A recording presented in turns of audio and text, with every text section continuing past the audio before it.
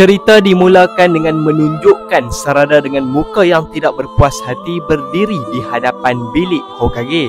Lalu Sarada telah marah kepada Shikamaru dan berkata, "Tolonglah dengar kata aku, Boruto tak bersalah. Dia bukannya pengkhianat. Berilah dia peluang untuk jelaskan semua ini." Namun Shikamaru dan Konohamaru masih menganggap yang Boruto adalah musuh untuk desa Konoha dan menyuruh Sarada untuk sambung misinya semula. Tapi Sarada tetap berdegil dan berkata, "Kau tak guna." Lalu Konohamaru pun berkatalah, "Hei Sarada, jaga mulut kau. Sekarang kau sedang bercakap dengan Hokage ke-8. Shikamaru berkata, "Sarada, aku risau tentang kamu. Jika kamu terus begini, mungkin sampai bila kamu takkan menjadi Genin dan Hokage." Sarada menjawab, "Ini semua sebab ayah aku kan? Kerana dia kan pengkhianat seperti Boruto." Shikamaru berkata, "Sebagai seorang shinobi, kamu perlu hadap semua tu, Sarada." Sarada menjawab, "Nana Daime pernah selamatkan ayah walaupun ayah seorang pengkhianat. Dan Nana Daime juga menjadi Hokage tanpa menjadi Genin. Jadi itulah adalah contoh aku, iaitu Nana Daime, dan bukannya kau." Lalu ditunjukkan Naruto dan Hinata yang masih berada di dimensi Kawaki, di mana di situ masa dihentikan. Jadi Naruto dan Hinata tidak akan pernah tua dan mati. Jadi bagaimana tertanya-tanya, Naruto dah mati ke, Hinata dah mati ke? Sebenarnya masih belum. Dan terlihat juga Kawaki yang berada di situ melihat keadaan Naruto dan Hinata.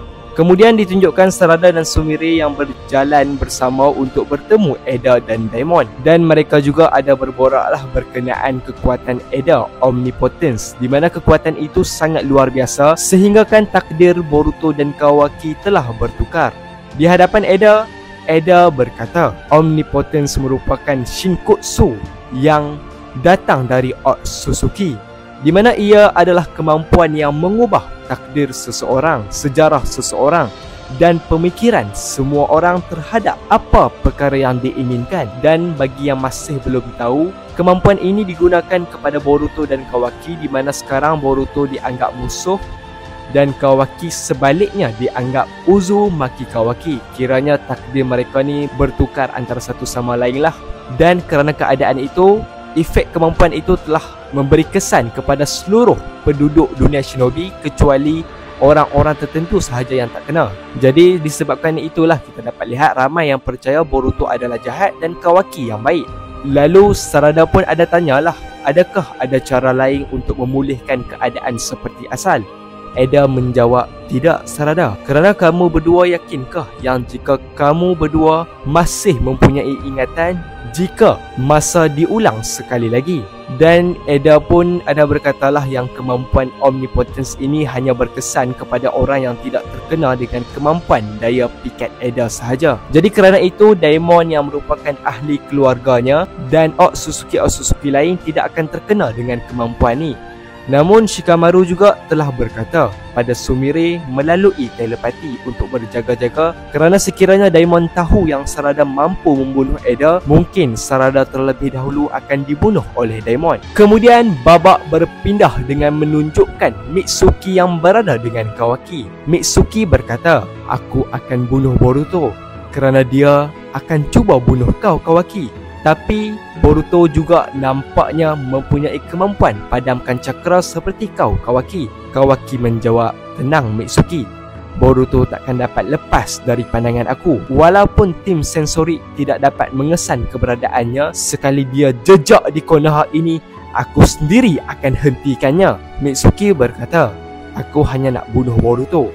Aku akan bunuhnya dengan tangan aku sendiri." Lalu Kawaki telah mendapat panggilan yang mengatakan tanda cakar kod ada di Konoha. Jadi Kawaki pun telah terbang seperti Otsutsuki Ishiki untuk menuju ke situ. Dan Mitsuki pun berkata lagi, "Kau adalah matahari yang akan menerangi bulan seperti aku kan, Kawaki?" Lalu ditunjukkan Himawari sedang berlatih dengan Chocho dan nampaknya Chocho mampu menyerang Himawari. Dan dalam masa yang sama, dia juga selamatkan Himawari semula. Lalu Shikadai dan Inojin telah muncul dan mereka telah memujilah Himawari kerana dia mampu lakukan pergerakan yang semakin bagus. Tapi mereka hairanlah kenapa Himawari nak sangat jadi kuat. Himawari berkata, sebenarnya kalau aku ceritakan ini pasti kamu semua akan marah, iaitu aku nak menjadi semakin kuat kerana nak tolong Boruto. Shikadai berkata, Apa yang kamu cakap ni Himawari?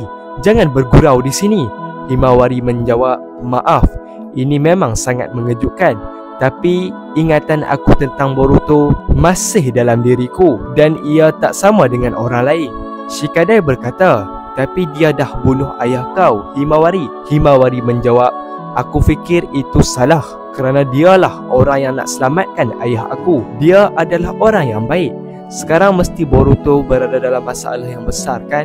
Ya, aku dapat rasakan yang ayahku masih hidup di tempat yang lain. Kemudian ditunjukkan Kawaki yang berjaya menjumpai satu tanda cakar kod di area kawasan Konoha. Dan dalam masa yang sama juga Kawaki juga dapat cari satu lagi tanda cakar, dan ternyata tanda cakar itu berada pada belakang shinobi yang berada dekatnya.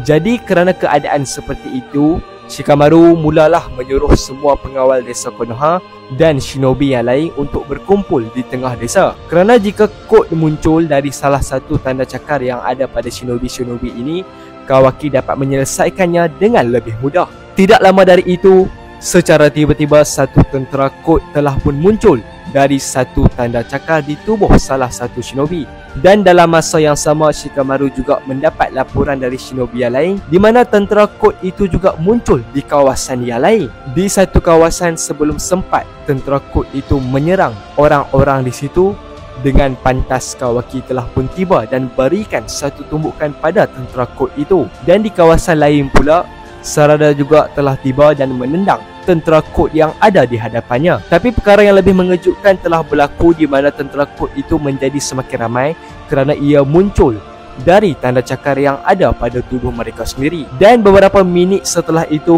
kod telah muncul di hadapan Sarada melalui tanda cakar dari tubuh tenteranya. Kod berkata, selamat pagi Sarada, aku sedang mencari Boruto. Sarada menjawab, dia tak ada di sini. Dia dah tinggalkan desa ini 3 tahun yang lalu. Kod berkata, aku tahu itu. Aku dah mula mencarinya dari 2 tahun yang lalu. Jangan salah faham Sarada. Mungkin Boruto tiada di sini, tapi dengan kekecohan dan jeritan dari perempuan seperti kau, mungkin dia akan datang kembali. Kemudian secara tiba-tiba Boruto telah munculkan dirinya dan telah memijak Kod dengan begitu sahaja. Boruto berkata, itu idea yang teruk Kod. Kenapa kau nak melibatkan perempuan dalam hal begini? Dan terlihat juga Sarada terkejut kerana Boruto muncul secara tiba-tiba. Lalu Kod terus menyerang Boruto dan dengan mudah Boruto pun mengelak serangan itu. Dan di bilik Hokage, laporan dari pihak sensor telah dapat mengesan kemunculan Boruto. Jadi Shikamaru pun arahlah setiap pengawal untuk alert dengan tanda cakar Kod untuk tidak membiarkan Kod lari. Dan dalam waktu itu juga mereka perlu fokus kepada pergerakan Boruto dan bersedia untuk menyerang. Lalu ditunjukkan panel di mana Boruto telah berdiri di hadapan Sarada sambil di belakang mereka penuh dengan tentera dari Kod. Dan Kawaki juga telah tiba di situ sambil dia berkata, oh, jadi akhirnya kau muncul juga ya Boruto. Dan pada panel terakhir terlihat mereka berdua saling bertatapan antara satu sama lain. Dan tamat untuk Boruto 2 Blue Vortex chapter yang pertama. Akhir kata, saya Bro Aiman. Thanks for watching. Assalamualaikum warahmatullahi wabarakatuh. Shinobi no Jidai wa Owaru.